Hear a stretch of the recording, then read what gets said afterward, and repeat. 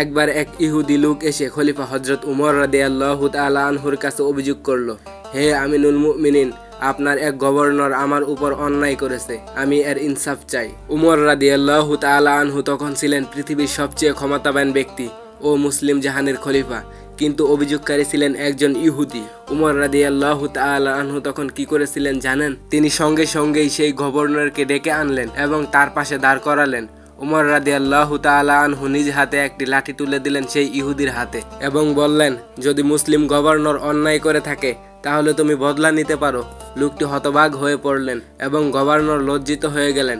এরপর উমর রাদিয়াল্লাহু তাআলা আনহু বললেন, ইসলামে অন্যায়কারী মুসলিম হোক আর অমুসলিম, সবার জন্য বিচার এক। হ্যাঁ, এমনই ছিল উমর রাদিয়াল্লাহু তাআলা আনহুর ন্যায় বিচার। ইসলাম কেবল নামে পরিচয় নয়, ইসলাম হলো ইনসাফ, ন্যায় বিচার এবং মানুষের হক আদায়ের নাম। প্রিয় বন্ধুরা, ইসলাম সম্পর্কে আপনার ধারণা কেমন তা কমেন্টে জানান এবং ভিডিওর ভিতরে লাইক দিয়ে চ্যানেলটিকে সাবস্ক্রাইব করুন এরকম আরও নিত্য নতুন ভিডিও পেতে।